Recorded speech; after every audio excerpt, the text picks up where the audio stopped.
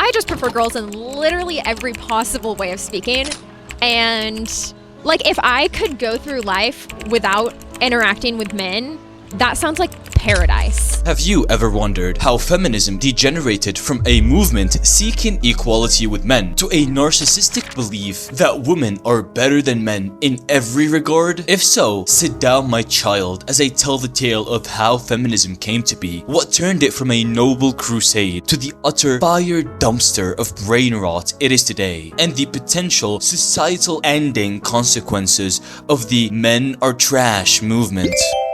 Alright, random person on the internet, for me to take you on this journey, I would like you to do me a quick favor. I want you to close your eyes and imagine you are a high-class woman in the late 1800s. The world around you is changing rapidly as society moves from agriculture to industrialization, from the endless hours on fields under the scorching sun to endless hours in factories in filthy, rat-infested cities. But that's not your problem. At the end of the day, you are a wealthy, educated woman. You don't have to spend your hours working with peasants. No, you spend your time gossiping and networking. And the hottest topic of the day is political activism. You hear about the likes of Elizabeth Cady and Lucretia Mott and their attempts to gain equal rights with men, including the right to vote. So you think to yourself, oh, that doesn't sound too bad, and you join the movement. Fast forward to around the 1970s, and you did it.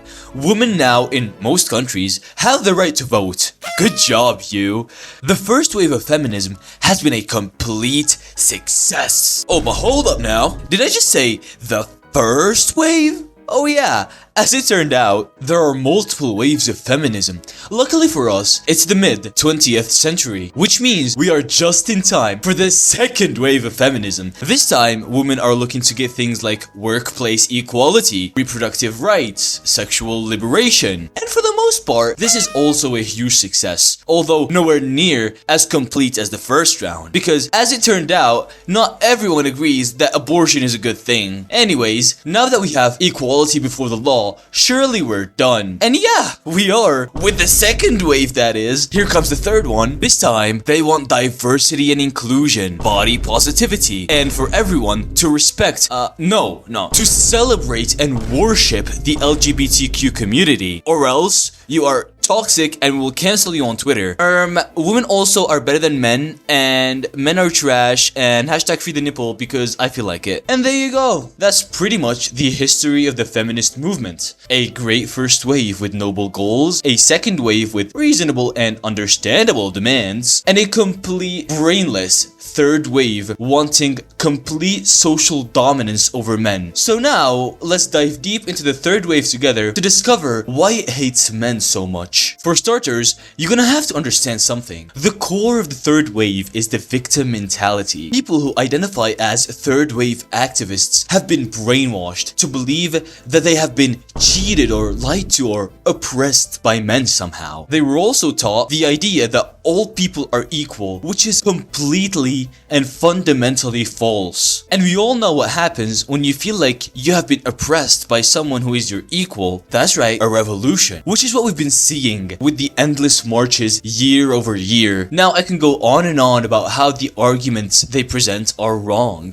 For example, they want complete gender equality when they claim anyone can identify as anything, which indicates that there is no difference between genders, or saying that, oh, we don't need men when men build infrastructure, roads, fight wars, etc. That's not the problem. The problem is that these ideas are causing women to not want to work with men because they see them as oppressors, which in turn will cause men to not want to start families, which is ultimately resulting in collapsing birth rates that will be the end of society as we know it unless something is done. And that is the best case scenario.